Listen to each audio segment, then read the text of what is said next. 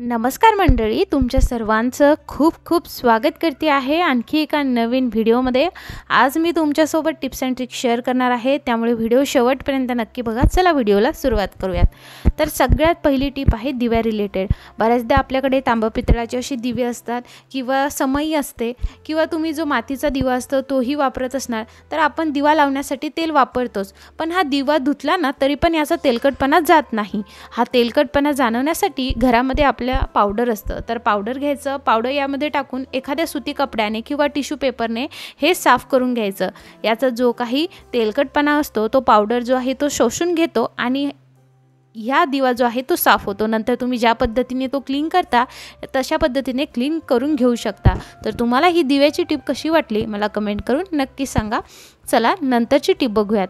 आता नवीन वर्ष सुरू होणार आहे आणि अगदी तोंडाशी आलेला आहे। नवीन वर्ष म्हणजे 2024 आणि आता आपण नवीन वर्ष म्हटल्यावर कॅलेंडर घेतोच, पण बऱ्याचदा हे कॅलेंडर अशा पद्धतीने जे आहे पूर्ण रोल करून येतं आणि मग हे जेव्हा आपण ओपन करतो ना तर हे असं रोलच राहतं। मग तसं नको व्हायला म्हणून काय करायचं आहे, तर बघा याला दुसऱ्या बाजूने जे आहे अशा पद्धतीने फोल्ड करायचं आहे। हे रोल केल्यामुळे काय होतं, आपण ओपन जरी केलं तरी याचा रोलच होतो, त्यामुळे त्याच्या विरुद्ध साईडला तुम्हाला अशा पद्धतीने फोल्ड करत जायचं आहे। एक फोल्ड जो आहे तो मधात द्यायचा आहे, एक फोल्ड जो आहे तो वरच्या बाजूने द्यायचा आहे आणि एक फोल्ड जो आहे तो खालच्या बाजूने द्यायचा आहे। तुम्ही जेव्हा हे असं करत राहाल तेव्हा हे जे कॅलेंडर आहे ते एकदम सरळ होईल, त्यामुळे नवीन वर्षाच्या कॅलेंडरसाठी ही टिप तुम्ही नक्की फॉलो करा। तर बघा अशा पद्धतीने हे कॅलेंडर सरळ झाले। नवीन वर्षाच्या कॅलेंडरसाठी ही टिप नक्की फॉलो करून बघा। चला आता बघूयात नंतरची टिप। आता थंडी सुरू झाली आहे, त्यामुळे सगळ्यांच्या घरी ब्लँकेट्स निघालेले आहेत, पण आता आपण काय करतो, रोज ब्लँकेटची घडी करतो, व्यवस्थित ठेवतो, पण आपल्या घरी लहान मुलं असली तर ते थोडे ऐकतात ना। आपण जर त्यांना म्हटलं की हे नका घेऊ तर ते आधी जाऊन तिथे अस्तव्यस्त करतात, मग तेच त्यामध्ये ब्लँकेट आलं। आता ब्लँकेट जे आहे व्यवस्थित ठेवण्याकरिता रोज सकाळी आपण अशी घडी करून ठेवतो, मग हे ब्लँकेट मुलांना दिसूच नाही आणि एकाच ठिकाणी राहावं म्हणजे आपलंच काम जे आहे ते लवकर होईल। तर त्यासाठी काय करायचं बघा, ब्लँकेटची अशी घडी करायची आहे, जशी मी व्हिडिओमध्ये दाखवली आहे। जेवढी तुम्हाला छोटी करता येईल तेवढी करायची आहे। नंतर घरामध्ये जुनं शर्ट असतातच, तर जुना शर्टाचा वापर तुम्ही करू शकता। नंतर शर्ट जे आहे ते अशा पद्धतीने ओपन करून घ्यायचं आहे। ओपन केल्यानंतर बरोबर शर्टाच्या मध्यभागी तुम्हाला हे ब्लँकेट ठेवायचं आहे। शर्टामध्ये जेवढं मोठं शर्ट आहे तेवढीच जे आहे ब्लँकेटची घडी झाली पाहिजे। बघा अगदी बरोबर झालेली आहे। नंतर शर्टाचे जे दोन्ही बटणं आहेत तर ते बटणं लावून घ्यायचे आहेत। बघा अगदी बरोबर आपण घडी केलेली आहे।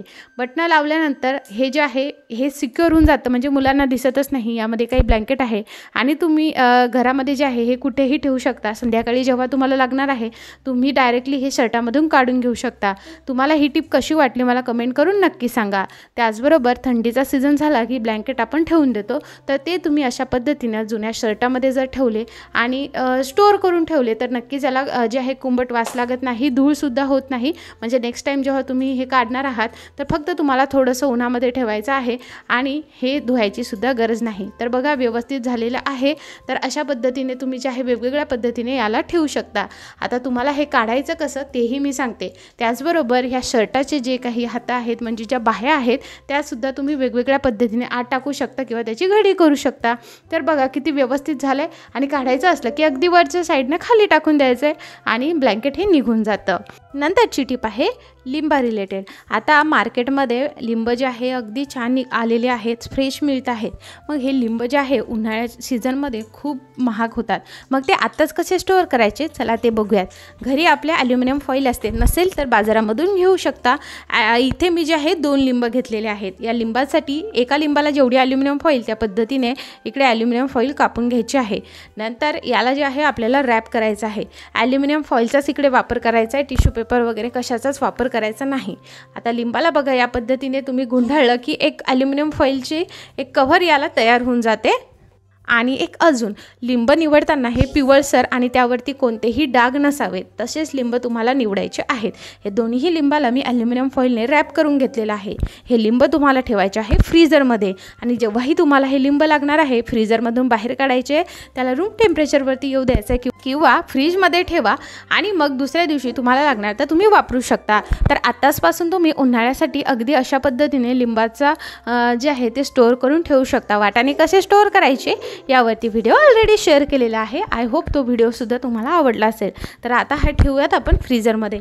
तर अशा पद्धतीने फ्रीझरमध्ये ठेवायचं आहे, फ्रीजमध्ये ठेवायचं नाही, फ्रीझरमध्येच ठेवायचं आहे. ही लिंबाची टिप तुम्हाला कशी वाटली कमेंट करून नक्की सांगा. चला नंतरची टिप बघूयात. तर नंतरची टिप आहे हॉटपॉट रिलेटेड. बऱ्याचदा असं होतं हॉटपॉट आपण रेग्युलर वापरतो, पण यामधनं ना वास येतो आणि हा वास आपण हे हॉटपॉट स्वच्छ धुतलं ना तरीसुद्धा हा वास जात नाही. मग हा वास जाण्यासाठी आपण पेपरचा वापर करणार आहोत. आपल्याला घ्यायचा आहे न्यूजपेपरचे बारीक बारीक तुकडे करून यामध्ये टाकायचे आहेत. तुम्ही न्यूजपेपरऐवजी दुसरा टिश्यू पेपर वगैरेसुद्धा घेऊ शकता आणि त्याचे बारीक बारीक तुकडे यामध्ये टाकायचे. अगदी थोडेसे टाकायचे, जास्त टाकायचे नाही. पहिल्यांदा व्हिडिओ बघत असाल तर लाईक करायचं बिलकुल विसरू नका. चॅनलला सबस्क्राईब करा. चला आता हे यामध्ये आपण थोडंसं याला जाळूयात आणि अगदी याची आग जी आहे आपल्याला लगेच विझवायची आहे, नाहीतर हे पूर्ण पेपर जळून जातील. त्यामुळे अगदी लगेच ही आग विझवून टाकायची आहे. एक गोष्ट लक्षात घ्या, याची जी आहे ती पूर्ण आग विझवल्यानंतर याला झाकण लावायचं आहे. 5 ते 10 मिनटं हे यामध्येच ठेवायचं आहे. यामधले जो काही वास असेल तो पूर्ण निघून गेलेला असेल. ही ट्रिक फॉलो करून बघा. हॉटपॉटमध्ये नेहमी स्मेल येतो, त्यामुळे तुम्ही नेहमी ही एकदम सोपी अशी ट्रिक फॉलो करू शकता. आय होप ही ट्रिक तुम्हाला खूप आवडली असणार. नंतरची टिप आहे गाजर रिलेटेड. गाजर आता बाजारात फ्रेश मिळतं आहे, ताजे मिळत आहेत. त्यामुळे आपण वेगवेगळ्या पद्धतीच्या गाजरच्या डिश बनवतोच, पण त्यासाठी सगळ्यात घरामध्ये आवडणारं डिश ती म्हणजे आहे गाजरचा हलवा. व गाजरच्या हलव्यासाठी आपल्याला गाजर हे ग्रेट करावे लागतात. त्याचबरोबर गाजर साफ करणेही तेवढेच गरजेचे आहेत. त्यासाठी भरपूर वेळ लागतो, खायला तर चविष्ट लागतं. पण ह्या गाजरवरती जे काही केस असतात ते जर आपल्या खाताना दाताखाली आले तर खूप किळसवाणं वाटतं. मग ते केस काढण्यासाठी मी तुम्हाला एक बांगडीचा हॅक शेअर करणार आहे. तर तुम्हाला काय करायचं आहे, गाजर घ्यायचं आहे आणि नंतर घ्यायची आहे बांगडी असं काही नाही, तुम्ही कोणतीही घेऊ शकता. आणि मी इकडे एक बांगडी घेतली आहे. नंतर अशा पद्धतीची एक सॉफ्ट घासणी मिळते. अशी सॉफ्टच घासणी घ्यायची की जिचे तारं वगैरे निघणार नाही. ही घासणी जी आहे ती खूप सॉफ्ट आहे, त्यामुळे तुम्ही बिंदासपणे या घासणीचा वापर करू शकता. तिला बांगडीमध्ये अशा पद्धतीने रोल करायचं आहे. नंतर रबर बँड घेऊन हिला सील करायचं आहे, म्हणजे ही जी घासणी आहे ती एका बाजून दुसऱ्या बाजूला जी आहे ती सरकणार नाही किंवा या बांगडीवरून निघणार नाही. तर तुम्ही याच्यासाठी दोऱ्याचा वापरसुद्धा करू शकता. आता तुम्हाला काय करायचं आहे, अशा पद्धतीने घासणीने यावरती घासायचं आहे. तर बघा, जेव्हा आपण घासणीने घासतो तर यावरचे केस तर जातातच, त्याबरोबर जे गाजर आहे ते पूर्णपणे साफ होतं. तुम्ही ही ट्रिक नक्की फॉलो करून बघा आणि मला कमेंटमध्ये नक्की सांगा. जर तुम्हाला असं वाटत असेल की या घासणीचे केस वगैरे यामध्ये जातील तर असं बिलकुल होणार नाही. हे साफ केल्यानंतर तुम्ही हे व्यवस्थितरित्या जे आहे ते धुवून घेऊ शकता. म्हणजेच तुम्हाला जे आहे जी काही तुम्हाला असं वाटत असेल की याचे जे काही धागे आहेत, दोरे आहेत म्हणजे घासणीला असे, तर ते निघतील, तर तसं काहीच होणार नाही. डिफरन्स अगदी तुमच्यासमोर आहे. ही ट्रिक नक्की फॉलो करून बघा आणि कमेंटमध्ये मला नक्की कळवा. या सगळ्यांमधली तुमची सगळ्यात फेवरेट टिप कोणती होती तेही मला कमेंटमध्ये सांगू शकता. असेच नवनवीन टिप्स मी तुमच्यासोबत शेअर करत राहते. यानंतर तुम्ही किसणीने जे आहे गाजर हे ग्रेट करून घेऊ शकता, पण ग्रेट करण्याच्या आधी स्वच्छ नक्की तुम्हाला धुवून घ्यायचे आहेत. आय होप हा व्हिडिओ तुम्हाला खूप युजफुल वाटलेला असणार. अशा पद्धतीने ग्रेट करून घेऊ शकता. व्हिडिओ बघितल्याबद्दल आभार.